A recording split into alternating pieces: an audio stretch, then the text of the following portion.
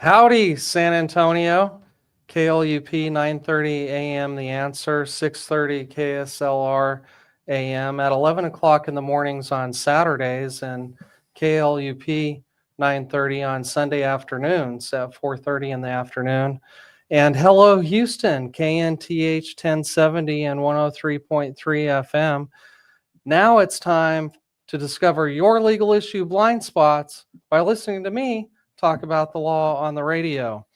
I'm going to be talking with Lorena Jauregui De Birdy, Director of Business Development and Acquisitions, about property management today. But first, let's get to the financial focus segment. In addition to legal blind spots, I'd like to highlight some financial blind spots. Today, we're thrilled to have Jacob Warren with us. Jacob Warren is a financial planner with Financial Planning HQ. He works alongside his dad, Steve, and brother, Joseph, to create inspiring financial strategies for families and business owners in San Antonio. Jacob has been a financial advisor for over 10 years and is passionate about helping young business owners plan their financial success. Jacob loves the outdoors and, most importantly, being a husband to his wife, Catherine, and father of their two kids, Arthur and Camille. Jacob, thanks for joining us. Appreciate you, Todd. Great to be here again. Looking forward to it. Yeah. What inspired you to want to work with young business owners? I think young business owners bring a lot of innovation, creativity, and interesting business ideas. And it's fun for me to work with people like that because they're very creative and they can be very receptive to financial things because as business owners, I feel like we're so locked in on our business, right? It's hard to do the other side of it, whether that's the family, but also like the financial aspect of it and making sure that you're taken care of in those areas. So that's why I like working with young business owners. Yeah, you don't want to have all your eggs in the business basket, so to speak. Yeah, diversify a little bit. That's awesome. Speaking of business owners, what are some things that young business owners overlook? There's a lot of things that I have seen in my experience. A common one is kind of commingling business and personal expenses. I run into that almost all the time with very successful businesses or businesses that are just starting. And that's can be a detriment because you end up overpaying or underpaying taxes, which I guess underpaying could be worse, right? You get the dreaded audit, which nobody wants. But that's a big issue that I see with that, and failing to track everything, expenses, make sure that you're maximizing your tax deductions. And something that I offer to my clients, which is a huge part of their success, is building out a team of subject matter experts like you two who know, all about, estate planning and property management, and having a team behind you that is able to help you and guide you make decisions, because you can't be everything at once. You need to have a lot of experts on your side, and I can provide that to my clients. That's awesome. And how about forgetting their personal financial planning? That's a big part of it. And specifically with younger business owners, the power of starting that stuff early, 20s, 30s, 40s. Saving money, putting investments to work for them. Right. And time is on your side if you start early. I've run into both sides of the spectrum there, where it's like, you're in your 50s, you have a successful business, but you haven't saved any money. You're spending all of your money. That's very common. I've seen that before. And on the other side of it, I see young people all the time. They're like very interested in what can I do to save more money? And of course, as a business owner, there's like a lot of options for doing so, whether that's defined benefit pensions, starting 401k plans, SEP IRAs, things like that. So a lot of these things that we're not really taught in school, unless you go for like econ or finance, right? That are available to business owners that you want to make sure that you're taking advantage of, because they save you a lot of money in multiple ways. Yeah, business owners like to save money. So if you're nodding along to the conversation saying, yes, you understand that, take some notes. On a positive note, what are some simple things that young business owners can do to get ahead of these issues? Simplest thing you can do, number one, and your financial advisor, if you have one, will thank you, or your CPA, is create a bank account for your personal stuff, and then also have your business account, and make sure that you are staying up to speed on, tax laws and things like that, to know what you can actually spend for your business, right? And deduct for your taxes. And building out that SME team, the subject matter expert team, is huge. If you're in a spot where your business is profitable, you're successful, that's something you should definitely have on your side and can save you from major headaches down the road. And if you're very young and you have your business, start looking into doing your personal financial stuff immediately. Time is on your side. Yeah, those steps seem straightforward, but implementing them could save entrepreneurs so much headache and money in the long run. We know that you can help, but what separates you from other financial advisors out there? That's a great question. There's two things. So our process is very, very unique. We take a client through what's called a financial roadmap experience, where we talk about values and goals and everything that's important about money to the individual. So if it's a husband and wife, we ask both of them, get their perspectives on that, which is great. And then another thing that we do is we write down all of your goals. And if you decide to move forward with us, we actually show you how to accomplish those goals, or tell you if they're not feasible, right? So we'll guide you in ways like that. And the second thing that separates us, and I think this is probably the most important, is our flat fee business model.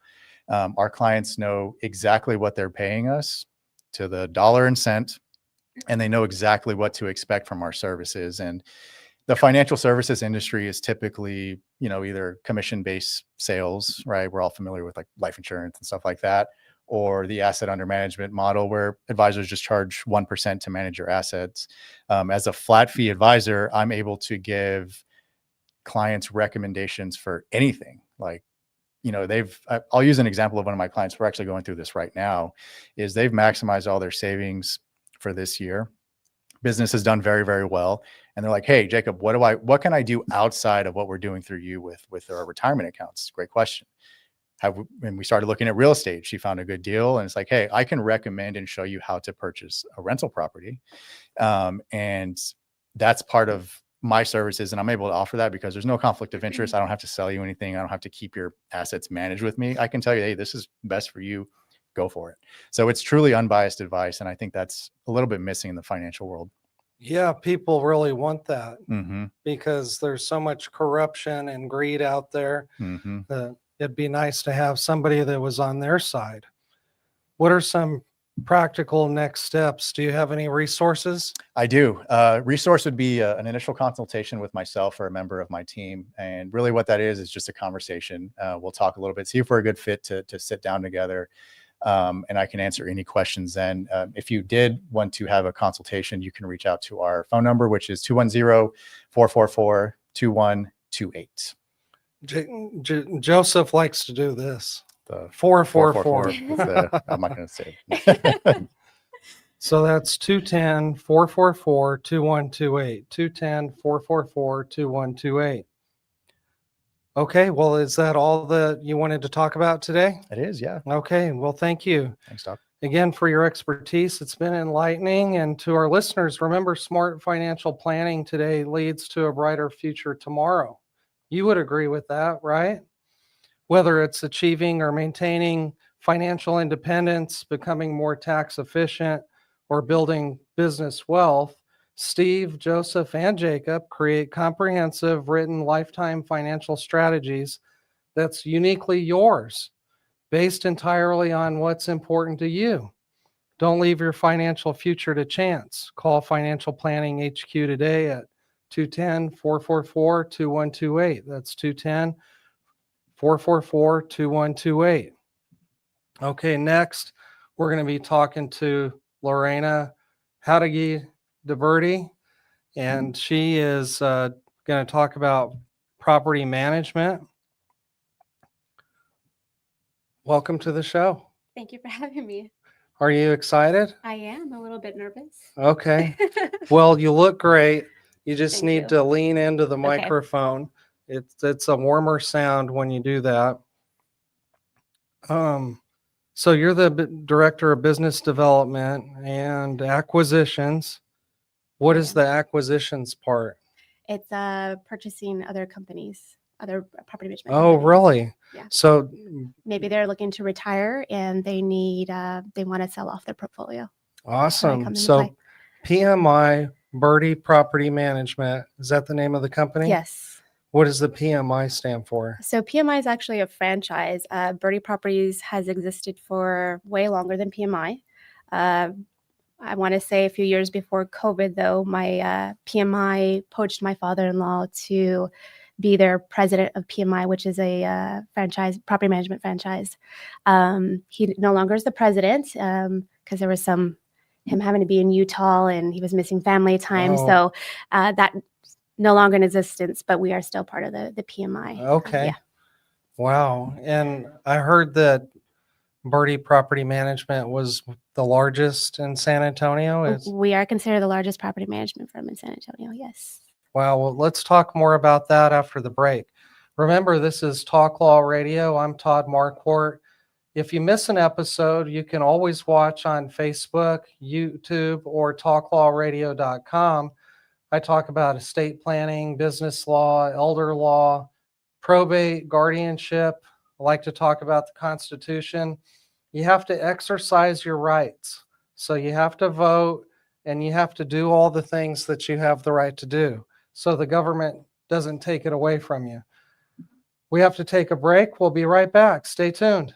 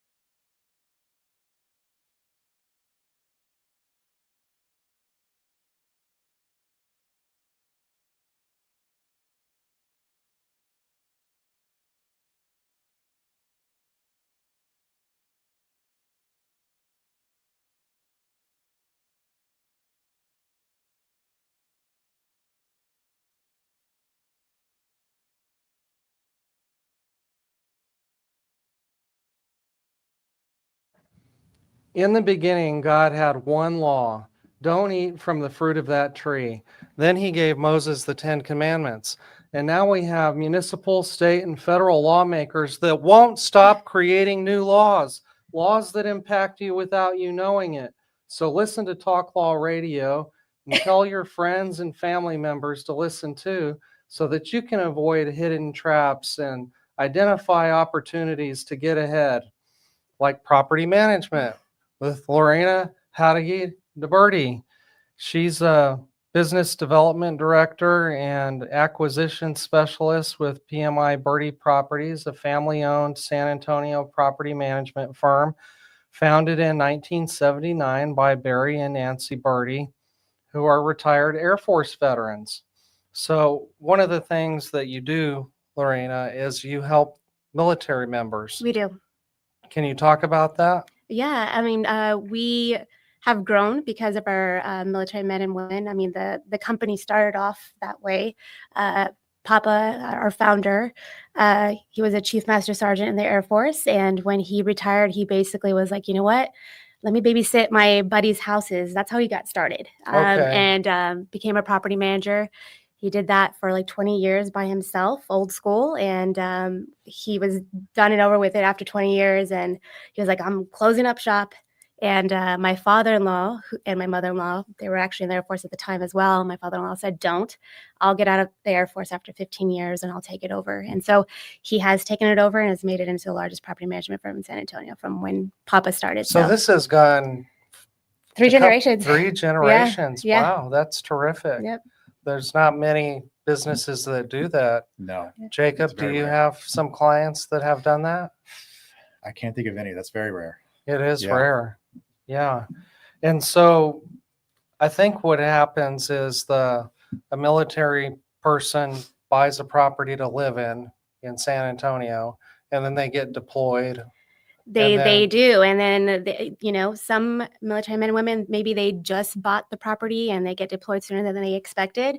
And they're in a position where I can't sell it, I'm going to be coming out of pocket. It's too early. So manage my home. Or they go into it with the goal set that they want to buy investment properties everywhere they get stationed, right? Okay. And San Antonio is just a really great place to invest. So most of the time, they're not just buying one; they'll buy multiple, even though they were just stationed. That's really great. Now, if you look at Lorena's signature line on her email, she has all these professional designations next to her name. How did you get those? What does it help you do for clients? Yeah, the designations, it just kind of sets us apart, or sets me apart. It's a lot of hours, a lot of classes talking about different aspects, military specialist, specialist in Risk fair management. housing and fair yes, housing. yeah. So just a lot of extra education, which is always great for a property manager because things are always changing really quick in regards to laws and what you can do, what you can't do, discrimination, all kinds of stuff. That's why I have you here, because I think there's a lot of hidden blind spots there. So you have all those designations. What professional associations are you a member of? The National NARPM for short, but the National Association of Residential Property Managers. So if you're ever looking for a property manager, people with the designation NARPM, NARPM, are the people that you want to be looking for. You want to also ask and make sure that they're actually active in the chapter, not just part of the chapter. And how active were you? Extremely active. It goes down from my father-in-law, where our company is big on education. My father-in-law was a past president, local and nationally. My husband is also a past local president for 2 years. And I was the president in 2020, which was the worst year you could be president because I was at the downtown a lot fighting for our owners' rights. So, right. Yeah, During COVID. COVID. Yeah. Yep. Awesome. Tell us more about the company. What are some of your core values? Oh gosh, we have a lot of core values, but to be ethical, one that is kind of fun is to get stuff done. But I will tell you that that's the nicer version of what we really mean. I'll let you fill in the blanks. But our goal, since Papa, is just to do things right, manage our houses the way we would want them to be managed by our family, and so being ethical is the key core value that we have. Right. That's the same thing with Jacob and Joseph and Steve. What do you like about working in this industry? I asked you what's funny about being in property management, and you said nothing. So Yeah. what do you like about it? It's always something different. My prior, career, I was in healthcare. And so it's just different. I had a lot of empathy for my patients then, and I was able to bring that into property management. But I love helping individuals in a different way than when I was in healthcare, but kind of the same way. I always deal with different kinds of individuals. Not every client has a bunch of money to spend on, a bunch of investment homes. And I really enjoy working with the individuals like the sisters, 18, 15-year-old that come to me saying that their dad passed away of a heart attack and have a house that now needs managed and they don't know the first thing to do, right? Or the single mom that comes and says, I bought an investment home and I'm proud of it because when I got divorced, I was left with nothing, and I want to make sure that never happens to my daughter. And I want to make sure that I have, something set. So I get really emotional talking about it because it's just like, I love that aspect of just working with those individuals and just, helping them through that process. You have a lot of empathy for your clients. That's terrific. So we're going to get into some hidden legal issue blind spots. And I think that some of those blind spots are pain points for clients. What do you see as pain points for self-managed property managers? Owners that self-manage, the pain points are, I left let my tenant off the hook, paying late once, and then it just became routine, right? So not making payments on time, not making them at all anymore, maintenance issues. Either they're feeling like they're getting taken advantage by tenants putting in too many maintenance requests or not even calling in for anything. So by the time they go into their house, it's destroyed. Having the tenants bring in other tenants that come in, and so now there's multiple families living in the home and not really knowing what the heck is going on with their house anymore. So there's a lot of pain points when it comes to property management. Yeah, I can imagine. I had one client that managed her own properties, and she said if somebody didn't pay the rent, she would go there right away. And she said, "Give me something. If you're not going to pay your rent, give me something. Give me your watch. Give me your TV." Shake them down. Right? I wouldn't want to do that. I wouldn't, not in this time of Yeah, no, I wouldn't. No. That might end up in an injury somewhere. Yeah, absolutely. So what services can PMI, Birdy Property Management, provide that an individual can't do himself? Oh, it's expertise that we have, right? Anyone can find a tenant. Anyone can find someone off the streets to live in their house. But we have dedicated individuals that specialize in different things, and a bunch of software that we have, and partnerships that we have that we can utilize to help them find the best quality tenants and really manage their house right. And so we focus on that. I mean, our team works a lot differently than most property managers. We're a very large group specializing in different aspects of managing all our portfolios. However, some of them are cross-trained. So we have dedicated people just doing the aspects of screening our tenants, right? It's not as easy as just going on Craigslist or Facebook and finding a tenant. And, we have the software. We have our tricks too, because right now in this time of age where there's AI is really popular, right? People falsify documents galore. Really? Oh yeah. Bank statements get falsified. You could go on Facebook and on Marketplace, you'll see people posting, what do you need? Here's a package for landlord history or bank statement, $99, So we know our tricks, how to find that kind of stuff when they falsify that stuff. And so we do a really good screening process with the tenants. Yeah, well, that's a game changer right there, Yeah. because if you can find the good one to begin with, and you don't have all the problems of non-payment, of destroying the house, of claiming everything's broken. That's the hopes, right? But tenants can surprise you. They can look great on paper, and then life happens, right?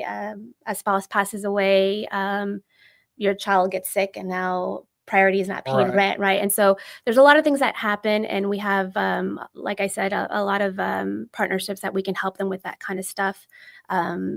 We also do semi-annual reviews, so we're going into the property. So owners that try to self-manage their house and they don't live in town, when's the last time they've gone to the house, right? 2 years, a year, even just months can destroy the property. So we do go out to the home. And so that's a good client for you, somebody who lives somewhere else and has a property here, because you can be their eyes and ears and get everything done. Yep.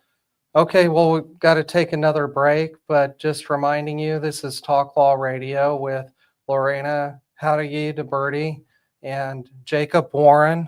Jacob, what do you think about self-managing the property in 30 seconds? If you don't have to do it, I don't think you should do it. That's where I like to lean on experts, whether, in my world, CPAs, attorneys. I think you can eliminate a lot of headaches by hiring someone like Lorena. So that's my take. And you serve as the financial CEO for successful people, and somebody who hires a CEO to be in control of their investments and their insurance and their taxes probably would want to have a subject matter expert like Lorena on the team as well. Well, we got to take a break. We'll be right back.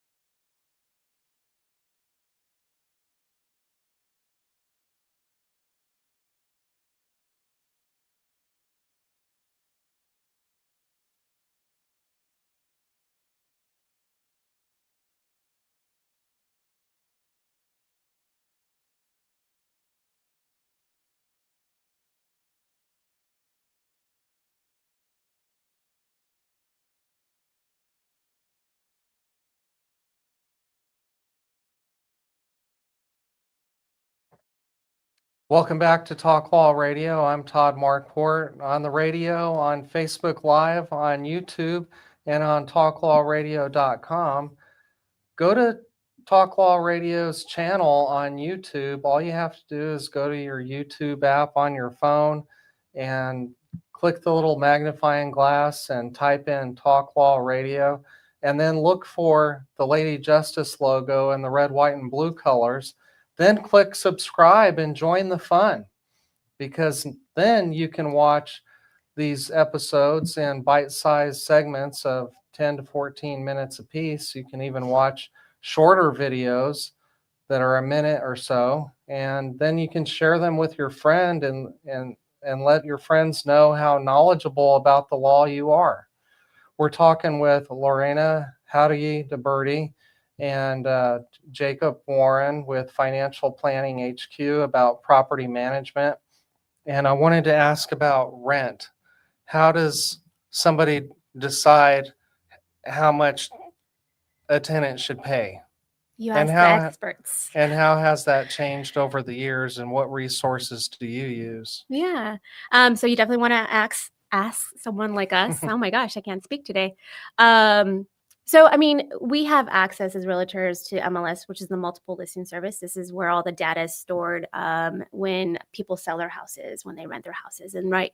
So when we go in there after we review the property, we're looking at not just what has rented in the area. Hey, it's a 4-bedroom, mine's a 4-bedroom, I should get the same amount. But we're looking at the condition of the property, upgrades, lack of upgrades, especially in these older neighborhoods, right, where it's not cookie cutter. They're not all the same, right? You could have a neighbor that got, $2,000 and you're not going to get $2,000 or what you're anticipating getting Right. because your house hasn't been updated like theirs, or vice versa, right? So we really look at the condition and the market at that time. The market has changed. During COVID, it was slow. And then after COVID, it was like everyone was ready to move out of where they were living, right?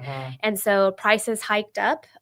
We were renting houses ridiculously priced, like $200, $400 more than what the market used to say it should rent for. And the struggle right now is trying to tell owners that, yes, I got that many years ago, but 2 years ago, last year it started to kind of come down a little. It started to go back to the normal prices, right? And so it's hard to tell owners that have self-managed before that, yes, you got that, but right now we're not at that time, right? Because during that time too, there wasn't enough inventory. Now there's a lot of inventory. You see a lot of Lennar neighborhoods popping up on the outskirts of San Antonio, right? A lot. And so a lot of investors came from California, purchased these Lennar homes that are affordable. And so now it's saturated in those areas. So there's a lot of competition. So we have to look at everything. And so why would somebody pay rent that's higher than what the mortgage is? What their mortgage would be? Why not just buy a house? Well, sometimes they can't, right? You have the well-established, sorry to say, but attorneys that are going through divorces or that maybe their money's tied up. So they can't buy a house because they're going through a divorce and the money's tied up and they have to rent, right? So there's situations like that. You have the military men and women that they want to invest here and buy here, but not at this time because they're not familiar with San Antonio, right? So they want to rent and just kind of see where they would like to invest.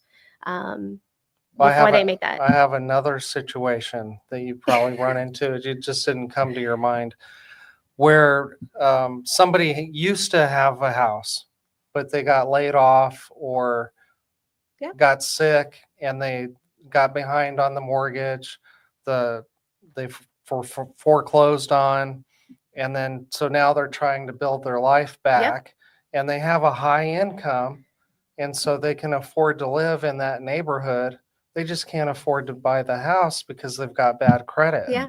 Jacob, do you have clients with bad credit? Probably not. I don't think so.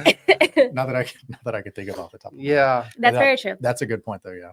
But budgeting and having good credit, that's part of a financial roadmap for some, I would imagine. It's super important if you're planning on buying at some point to get all that organized and know where you stand. Yeah. Right. Great. I read in your bio that you have some professional certification for homeowners associations, or do you work with homeowners associations? Yes. So yes and no. We do work with the HOA as a property manager. Of course, we have to work closely with them for our clients, but we have a whole pillar. My brother-in-law actually oversees our pillar of HOA. So we are the HOA for some communities as Okay. well. So that's part of our company as well. Nice. Yeah. Interesting. So I was telling you before that I was asking Grok, that's the Yeah. artificial intelligence for X, formerly known as Twitter, what property managers complain about on X. And one of the things is they said difficult tenants and behavioral issues. Oh yeah. Oh yeah. Do you have any stories you can tell about behavioral issues? Yeah, that's why I don't have any funny stories, Todd, because I mean, we have to deal with so many personalities, right? Mhm. The owners and the tenants. I mean, okay, before I left the office today, I was talking to our maintenance manager, and he was like, "Hey, did you hear what happened yesterday?" I said, "No." He mentioned the property. He said that we got a call that the cops had were out to the property, and it's a vacant home, and that there was someone in the property.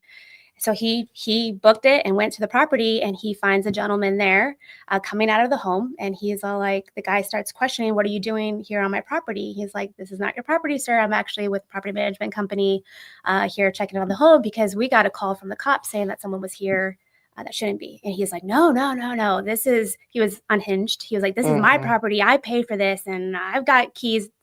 Door was kicked in, and Oh, really? so this is stuff that we have to deal with, but we're always like living on edge, like there's a lot of situations that we have to deal Yeah, with, that and would be so scary. I bet your maintenance manager is a tough guy. he doesn't look it, but he is, yeah. But yeah, we deal with a lot of disgruntled situations, a lot of personality issues, a lot of serious Yeah, but issues. that wouldn't be a tenant that you had No. chosen. Yeah, No, but even our tenants, we have the issues there too as well. Yeah, sometimes. yeah. Well, what Grok said is non-payment, poor communication, property damage, Mhm. unauthorized activities. Yeah. I think of Breaking Bad when I hear Yeah. unauthorized Yeah. activities. Yeah. What if somebody uh, was renting your house and cooking meth in the basement? That would be horrible. That would be an awful mess to clean up. It Mhm. would. It's happened once, but before my time, so a long Okay. time ago. There's certain steps you have to take when that happens once you get the tenant Right, out, a because now hazmat yeah, situation. yeah, absolutely. Other problems that people complained about: high turnover of tenants, subletting without permission, leaving filth. Mm-hmm. Oh, I had a client one time, her son was the tenant, Mm-hmm. and tragically, her son died, and he wouldn't let her in the house. Mm-hmm. And so, well, after he died, she had to go in the house. It was her house, and she had to wrap up his affairs. Mm-hmm. It's bad enough to have a child die, but she goes in, there's a motorcycle in the living room. Mm-hmm. You sure that's not one of my old tenants? No. Yeah, Yeah, that stuff happens, which leads me to saying, when you rent to family, make sure that you have a professional or that you have a lease, because that happens a lot where yeah, as an estate planning attorney, we usually discourage our clients from doing yeah, that don't mix. or lending money Yeah. to the family. Seems like it never ends well. Right. Yeah. Because the Bible says that the debtor is slave to the lender. Mm. So you don't want to get into that. True. Another thing that people complain about on X, formerly known as Twitter, is maintenance and repair headaches. Unexpected or frequent repairs, especially spikes or inherited problems from prior mismanagement. Increased winter maintenance calls for the heater, plumbing, other issues pile up that require immediate attention. So do you ever have one of these self-managed people come to you and just beg you for help? Like, help me get this situation cleaned All up day, every day. because I hate the way that it's going? Yes, all the time. And so how do you get started? Well, by listening, right? I need to get a better idea of the situation. And sometimes I don't get the big picture of everything. I get snips of it on the owner's side, right? So, but it's asking questions. A lot of the questions come from the experience that I've had in the past. I think when I was younger, I'd be like, oh, okay, yeah, we can fix it. And then now I'm just kind of like, we can fix it, but this is what's going to happen. And I don't really want to go down that path or, The cost of repairs and cleanup and hiring contractors. yeah, but Do we you have- take care of all that. We have our own maintenance company. So they work like a general contractor. So we have a multitude of vendors that we can dispatch at any time. We have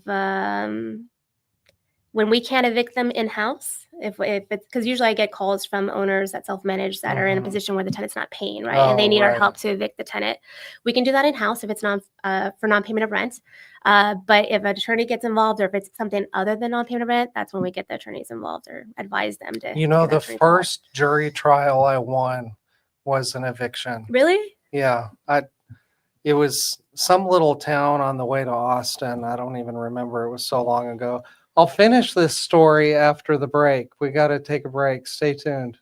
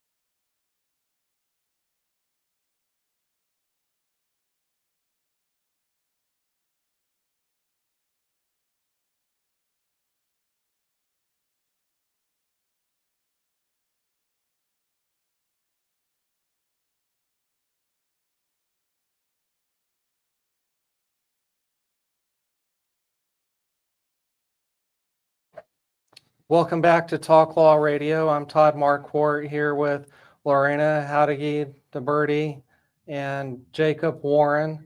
We're talking about property management because you work with Birdy Property Management Company. Is that the right title for the Yeah, company? Yeah. Okay, PMI good. Birdie Properties. Yes. Yeah, just look up Birdy. It's There a you go. great name of a company. I mean, people remember it. Yeah. Well, I wanted to finish my story about my first jury trial that involved an eviction. My client was the self-managed owner of the property. She didn't live there, and the tenants stopped paying. They demanded things be done or fixed, and there was arguments about everything. And I was a brand new attorney. This was a long time ago. And there was a judge in my Rotary Club, and I said, I'm going to this trial in some county I've never been about eviction, and she said, well, just remember that when there's an eviction action, the only question is who has the right to be there.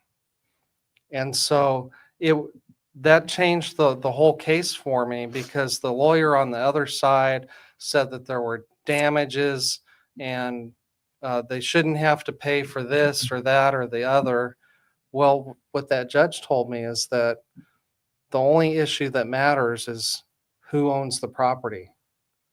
And so I didn't have to address any of that other garbage.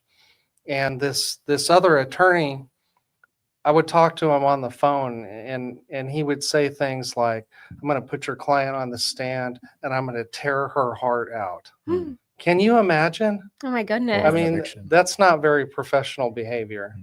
And I didn't know what to do about it. So I just, God blessed me with some level of ignorance or being naive. So I just continued on. Well, I get to the trial, and the first thing you have to do is pick your jury. And so I knew only one question I need to ask. Can you guys guess what it is? Who's the landlord? Who owns How it? many of you own your own home? Oh, yeah. There was one guy that didn't. And I said, you're Yeah. out. Mm-hmm. Because I knew that the owners would be on side of the owner. Yep. And I did win that trial. I didn't get paid all of the money that I should have gotten paid, but it was a great experience. I have a great story to tell. Yeah. I These love it. guys. That's awesome. Love it. Yeah, so this is the legacy segment. And so we like to talk to people about their legacy. And now it's time for the Talk Law Radio Legacy Spotlight. What's your legacy? Sponsored by Marquardt Law Firm. Okay, so you guys know Marquardt Law Firm sponsors the show, and Marquardt Law Firm focuses on business and estate law, including last wills, living trusts, and tax-protected inheritance plans. It's all about legacy. Yeah. And so I like to put people on the hot seat and ask, what does legacy mean to you, Jacob? So for myself, so the listeners know I'm a part of a family business, right? I work with my dad, Steve, and my brother, Joseph. And I think when Todd mentioned to me like a minute ago that he was going to ask me about legacy, I thought about when I started to work for my dad and how cool that is that we get to work together every day. Same thing when my brother came in. I think legacy, if I think about the business now, 20 years down the road, it would be really cool to have one of my children potentially. There you go. They're both babies, so who knows what their interest will be, but it would be cool for them to either continue the business, join the business, and continue on the Yeah, financial just planning. be careful when you make a roadmap for somebody else. Yes, no, not going to push them into it, but if they're interested. Yeah, course. and you Yeah. weren't pushed into it. No, not at all. That's It was so cool. It was very much like you said. It was like, see if you're interested in this. And Yeah. turns out I was. So here I am. Great. Mhm. Okay, Lorena, what does legacy mean to you? It could be your family, it could be the business. You can give us as much personal detail as you want. Could be your impact on the community. I wish I could say the same thing as Jacob, because that's where my mind went, is like legacy and keeping the legacy of Birdy Properties and Papa. But my kids don't want anything to do with property management, so I don't see that getting into the business there. But I think legacy to me is just like the reputation that I leave for, Birdy Properties, my children. I want them to remember, that I cared deeply about what I did, even though it's property management, and for the community, and just hope my kids remember that aspect of just. Yeah. Well, think about all those success stories, Yeah. when you were talking about the divorced woman and she wanted to make an impact on her kids. That began with you. Yeah. So that's really cool. Thank So you. what I wanted to bring to this conversation is I have some clients who really enjoy having a lot of properties. When they get one, then they want another one, and then they want another one. And when you start acquiring assets, that's when I think you have a real responsibility to be a good steward of the resources that God gave you and to take care of it and make sure that you don't lose it due to frivolous lawsuits and things like that. So I like to help them protect assets using estate and business planning techniques. And so if anybody's interested in what that means, we can have a 15-minute phone call. You just call 210-530-4278. Call Marquardt Law Firm at 210-530-4278. And you can learn about how you can get started limiting your liability and protecting your assets. See, the state of Texas protects some of our assets for us. Your home, your car, your tools of trade, some geese, chickens, horses, and other farm animals, your pets, your sporting equipment, $50,000 for an individual. But then that's it. So when I help somebody who has more than that, you have to rely on these other legal strategies in order to protect your property. Because just like there's tenants out there who you thought were good that turn out to be weird or evil. There's people out there that they're looking for their payday, their windfall. Absolutely. They'll wreck into you and say it was your fault and try and take all the money that you've worked so hard to achieve. Right. So we don't want that to happen. What are some key takeaways for people that are looking to do that? They think, I've got my investments, I've got my 401k, I've got some extra money. They probably heard Lifestyles Unlimited on the radio, and they want the passive income and the good life. So what should they know? I would say it would be important for them to, before they even purchase anything, to speak to individuals like you guys, property managers as well, and make sure that they really know the full aspect of what they're getting themselves into, because so many people just purchase investment homes and run with it until it's too late, and they're calling me and then I'm calling you, hey, let's, put him, create an LLC, put him in a trust, do this. So it's important to do the research before you just kind of I met a realtor the other day, and he said that he's been helping investors, new investors. And he said there are some realtors, they don't care whether the house is a good deal or not. No. They just want the commission. But Absolutely. He said, if I did that, I wouldn't get repeat business. And so he gives a little coaching, and he said he had this one client, she really loved the house. And he said, it's not a good deal. You're not going to make any money on it. And she said, but I really like it. And he said, well, if you're going to do it for investing, you have to do it for the right reason. Right. What do you think, Jacob? What are some key takeaways here? Yeah, I think what you said, if it's a pure investment, you really want to make sure that you have the numbers like dialed in to make sure that you are actually going to make money on the deal, and try to leave like the emotional aspect of the home and all that stuff. Like, I really love the home, but if you're going to end up losing money, you want to make sure that you're running those numbers and making sure that it's truly a good deal, not just looks good. Right. That makes sense. Yeah. My dad always said, buy low and sell high. Yes. That's Don't buy that's my high. job. Yeah. He said you would make your money when you bought the property. Right. Well, for me, he was talking about baseball cards.